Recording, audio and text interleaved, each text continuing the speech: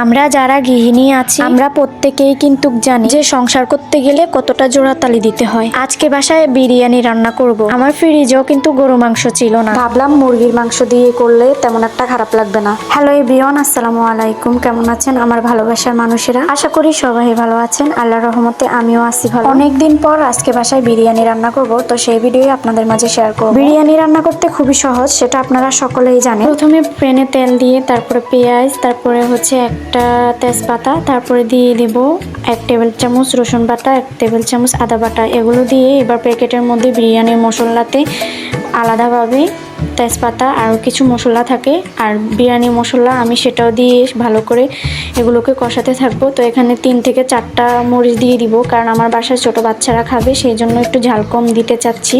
তো এখানে আমি ধুয়ে রাখা মুরগির মাংসগুলোকে সুন্দর করে দিয়ে এগুলোর সাথে কষিয়ে নিব। আপনাদের বাসায় কে কিভাবে বিরিয়ানি রান্না করেন অবশ্যই আমাকে জানাবেন। আর আমি সবসময় এইভাবেই বিরিয়ানিটা রান্না করি। নিচ দিয়ে লেগে যাওয়ার ভয়ে বারবার আমি মাংসগুলোকে নাড়াচাড়া করে দিচ্ছি, যাতে নিচ দিয়ে লেগে যাওয়ার সম্ভাবনা না থাকে। এবার আমি মাংসটা সিদ্ধ হওয়ার জন্য পরিমাণ মতো দিয়ে দিয়েছি পানিগুলো শুকানো পর্যন্ত আমি ঢাকনা দিয়ে ঢেকে রেখে দিব। তো এবারে দেখতেই পাচ্ছেন মাংসগুলো কি সুন্দর বলক দিয়ে নিয়েছে। এদিকে আমি ফ্রেশ চিনি গুঁড়া চাল বড় একটা বাটিতে নিয়ে সুন্দর করে ধুয়ে নিব। এই চিনি গুঁড়ো চাল দিয়ে পোলাও অথবা বিরিয়ানি রান্না করলে খেতে খুবই ভালো লাগে। এবারে মুরগির মাংসটা আমার আধা রান্না করা হয়ে গেছে। তারপরে আমি বড় একটা পাতিলা নিয়ে 2টা তেজপাতা ছিঁড়ে দিয়ে দিব। পোলাও রান্না করতে যা যা উপকরণীয় লাগে তাই দিতে হবে এখানে। এবারে আমি দিয়ে দিব পরিমাণ মতো পেঁয়াজ কুচি। পেঁয়াজগুলোকে ভালো করে ভাজতে হবে। এখানে আমি দিয়ে দিচ্ছি 1 টেবিল চামচ লবণ দিয়ে ভালো করে এগুলোকে ভাজতে থাকবো, যাতে এক সমানে ভাজা হয়ে যায়। তো এখানে দিয়ে দিব 1 টেবিল চামচ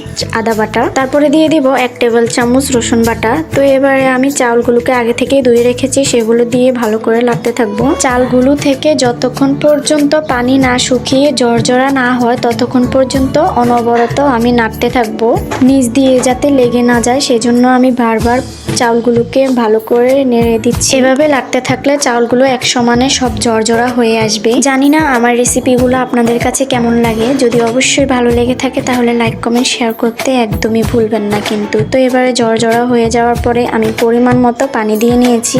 পানি দিয়ে ভালো করে এগুলোকে নেড়ে ছেড়ে ঢাকনা দিয়ে রেখে দিব কিছুক্ষণের জন্য। এবারে ঢাকনাটা উঠিয়ে দেখবো চাউলগুলো কেমন সিদ্ধ হয়েছে। আবারও সুন্দর করে নাড়াচাড়া দিয়ে কিছুক্ষণের জন্য আবারও ঢেকে রেখে দিব। এবারে আবারও 15-20 মিনিট পর ঢাকনাটা উঠিয়ে মুরগির মাংসগুলো এর সাথে ঢেলে দিব। এবারে পোলাওর সাথে ভালো করে নেড়ে ছেড়ে সবগুলোকে মিক্স করে নিলেই হয়ে যাবে আমার বিরিয়ানি রান্নার রেসিপি। আলতো হিটে রেখে দিব চালগুলো যাতে সুন্দরভাবে সিদ্ধ হয়ে আসে। এই ছিল আজকে আমার বিরিয়ানি রান্নার রেসিপি। কেমন হয়েছে অবশ্যই জানাবেন। আল্লাহ হাফেজ।